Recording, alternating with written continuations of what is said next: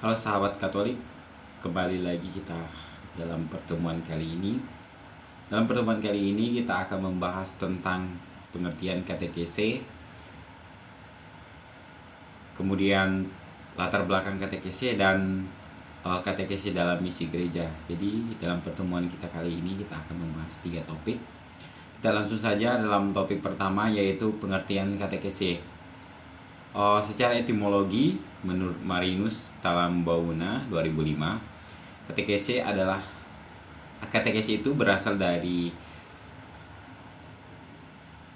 bahasa Yunani dan terdiri dari 2 kata, yaitu katekein, kata kerja, dan katekes, kata benda. Akar katanya adalah ket dan echo. Ket artinya keluar atau arah keluar yang lebih luas, sedangkan echo artinya gema dan gaung. Sehingga dalam makna propan, katekese adalah suatu gema yang dikeluarkan atau disampaikan ke arah luar. Sebagai contoh, ketika seseorang menyampaikan pengajaran, itulah yang dimaksudkan dengan bergema. Sedangkan seseorang yang mendengarkan pengajaran itu kemudian melaksanakannya dalam kehidupan sehari-hari serta menyampaikan ajaran itu kepada orang lain, itulah yang disebut dengan bergaung atau menggaungkan. Sedangkan dalam Kamus Besar Bahasa Indonesia, katekese adalah pengajaran agama. Sehingga dari kedua istilah itu dapat disimpulkan bahwa katekese adalah pengajaran agama yang disampaikan secara lisan dan tidak terhenti pada satu arah, di mana katekese itu disampaikan secara lisan antara yang menyampaikan, kemudian didengar oleh pendengar. Pendengar itu melaksanakannya dalam kehidupan sehari-hari, kemudian disampaikan lagi kepada orang lain. Menurut dokumen gereja, yaitu Katekese Tradendae artikel yang ke-18, menyatakan bahwa katekese adalah pembinaan anak-anak, kaum muda, dan orang dewasa dalam iman, yang dikhususkan mencakup penyampaian ajaran Kristen yang pada umumnya diberikan secara organis dan sistematis, dan maksud mengantar pendengar memasuki kepenuhan hidup Kristen. Jadi katekese ini adalah pembinaan iman yang dilakukan untuk anak-anak, orang muda, dan orang dewasa dengan tujuan supaya anak-anak, orang dewasa, dan orang muda itu sampai pada kepenuhan hidup Kristen.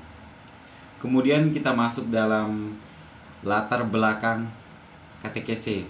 Katekese itu tidak terjadi semata-mata begitu saja, lahir begitu saja. Katekese itu pada mulanya dilakukan oleh Yesus, di mana Yesus mengajarkan murid-muridnya. Hal itu dapat kita lihat dalam Matius bab 7 ayat 28 sampai dengan ayat 29. Mengapa Yesus dapat mengajar murid-muridnya? Karena Yesus adalah guru, di mana seorang guru dapat mengajar murid-muridnya. Kemudian katekese itu juga tidak berhenti sampai di situ saja. Setelah Yesus wafat, bangkit, dan naik ke surga, kemudian katekese itu dilanjutkan kembali oleh para rasul, di mana kita dapat lihat di Kisah Para Rasul bab 5 ayat 42. Sesuai dengan tugas yang diberikan oleh Yesus kepada murid-muridnya, di mana Yesus memerintahkan supaya para murid mengajarkan tentang Injil, menyampaikan Injil ke seluruh dunia, dan melakukan apa yang diajarkan oleh Yesus. Setelah para rasul tiada, kemudian katekese itu dilanjutkan oleh hierarki gereja, di mana mencakup uskup, paus, imam, para diakon, para biaran-biawati, serta kita.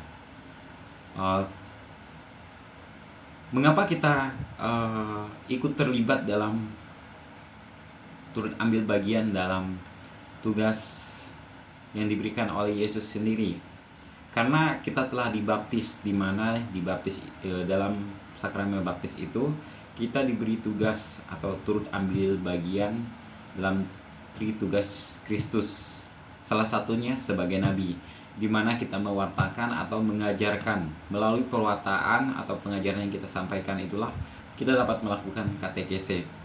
Dari latar belakang yang telah dijabarkan tadi, maka dasar penyelenggaraan katekese adalah bagi gereja adalah selalu dipandang sebagai tugas atau suatu tugas yang penting yang didasari oleh tugas perutusan Yesus kepada murid-muridnya. Dapat kita lihat dalam Matius bab 28 ayat 19 sampai dengan 20. Kemudian kita masuk dalam materi yang ketiga atau subtopik yang ketiga, yaitu katekese dalam misi gereja. Kita dapat lihat di dalam Katekismus Gereja Katolik artikel yang keempat sampai artikel yang ke-10, di mana dalam artikel yang keempat itu menyatakan bahwa katekese adalah bagian dari rencana keselamatan Allah dan bertujuan untuk membuat manusia semakin mengenal, mengasihi, dan mengikuti Kristus. Melalui katekese ini, umat dibimbing melalui pengajaran yang dilakukan sehingga umat semakin mengenal imannya, mengasihi Allah, serta mengikuti Kristus dalam kehidupan dan melaksanakan apa yang diperintahkan oleh Kristus itu sendiri dalam kehidupan sehari-hari. Kemudian dalam artikel yang kelima menyatakan bahwa katekese bukan sekedar penyampaian ajaran, tetapi harus membimbing umat kepada kehidupan rohani yang lebih mendalam. Nah, katekese ini bukan sekedar penyampaian pengajaran saja, tetapi umat terus-menerus dibimbing sehingga umat dapat sampai kepada kepenuhan hidup rohani dan meresapi imannya secara lebih mendalam. Dalam artikel yang ke-6 juga menyatakan bahwa katekese merupakan tugas gereja untuk meneruskan ajaran Kristus sebagaimana diperintahkan di dalam Matius bab 28 ayat 19 dengan 20, di mana telah dijelaskan di atas tadi bahwa Yesus memerintahkan murid-muridnya untuk memberitakan Injil ke seluruh dunia. Tugas itu juga yang kita harus laksanakan di dalam kehidupan kita, baik dalam kehidupan kita sehari-hari, bermasyarakat, baik pun dalam keluarga, dimanapun kita berada. Kita harus menjadi saksi atau menyampaikan Injil itu dimanapun kita berada. Kemudian dalam artikel yang ke-7 menyatakan bahwa katekese bertujuan untuk memperkenalkan Kristus dan membawa setiap orang kepada hubungan pribadi dengannya. Melalui katekese yang disampaikan, maka diharapkan umat beriman semakin mempererat hubungan secara pribadi, secara rohani dengan Kristus. Dalam artikel yang ke-8 menyatakan bahwa katekese tidak hanya tentang doktrin, tetapi juga mencakup pengajaran moral, ibadah, dan kehidupan dalam komunitas gereja.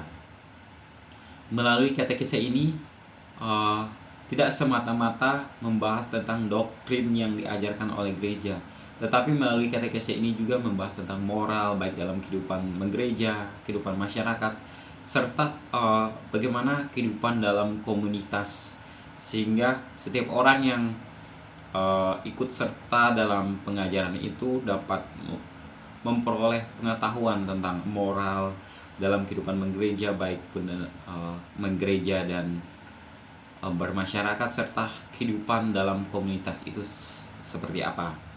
Kemudian dalam artikel yang ke-9 dan ke-10 menyatakan bahwa katekese berkaitan erat dengan evangelisasi. Evangelisasi mewartakan Injil kepada semua orang, sedangkan katekese memperdalam pemahaman dan komitmen mereka terhadap iman.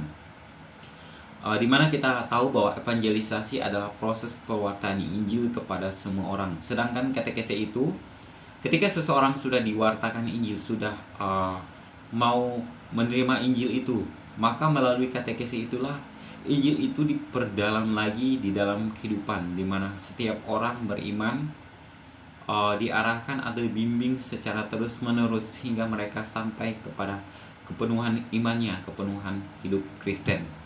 Nah, saudara-saudari, sekian pembahasan kita pada kali ini.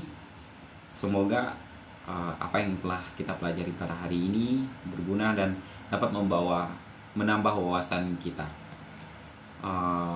Sekian dan saya ucapkan terima kasih.